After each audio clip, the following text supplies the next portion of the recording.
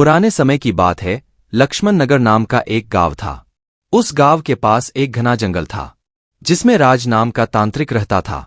उस तांत्रिक को अपनी तंत्रमंत्र और विद्या पर बहुत ज्यादा घमंड था कि वह जिसे चाहे उसे अपने वश में कर सकता है और जिसे चाहे उसे मार भी सकता है। गांव वालों को यह बात पता चल गई कि राज तांत्रिक अपनी तंत्रमंत्र और विद्या का इस्तेमाल करके गांव के युवा लड़कों को एक एक करके अपने वश में कर रहा है और कुछ समय बाद ही उन्हें मार देता है। एक दिन रात के समय में गांव के लोगों ने एक टोली बनाई और उस तांत्रिक को मारने के लिए उसके घर की ओर चल दिए। जैसे ही वह सभी लोग उस तांत्रिक के पास पहुंचते हैं तो तांत्रिक उस समय अपनी तंत्रमंत्र और विद्या में लीन होता है और तभी गांव के लोग उसे मिलकर उसकी कुर्सी से बांध देते हैं और आग लगा देते हैं।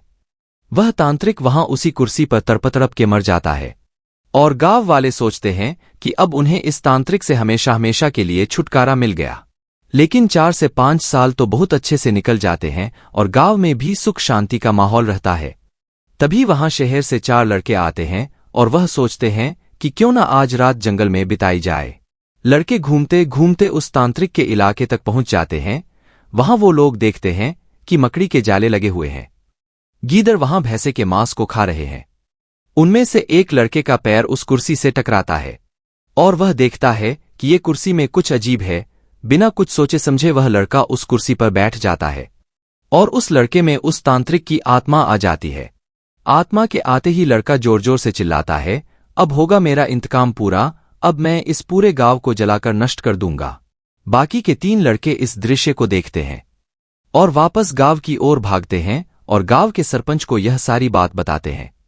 सरपंच गुस्से में आकर उन लड़कों को डंडे से पिटाई कर देता है और बोलता है कि तुम्हें किसने बोला उस जंगल में जाने को और उस कुर्सी पर जाकर बैठने को। लड़के माफी मांगते हैं और अपने दोस्त को बचाने की तरकीब पूछते हैं। सरपंच बताता है कि अगर वह लड़का उस कुर्सी पर से उठ जाए और उस कुर्सी में तुम लोग किसी तरह से आग लगा दो तो शायद तुम्हारा दोस्त उस तांत्रिक की आत्मा के चंगुल से बाहर आ जाएगा। इतनी ही देर में वह लड़का तांत्रिक की कुर्सी के साथ उड़ता हुआ गांव में आ जाता है।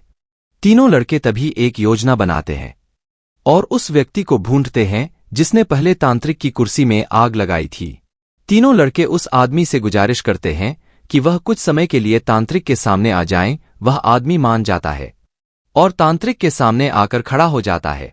जैसे ही तांत्रिक की आत्मा उस आदमी को देखती है वह कुर्सी से उतर जाती है और मौका मिलते ही तीनों लड़के उस कुर्सी पर मिट्टी का तेल डालते हैं और आग लगा देते हैं, जिससे उनके दोस्त की जान बच जाती है और गांव के लोगों को भी उस तांत्रिक की आत्मा से छुटकारा मिल जाता है।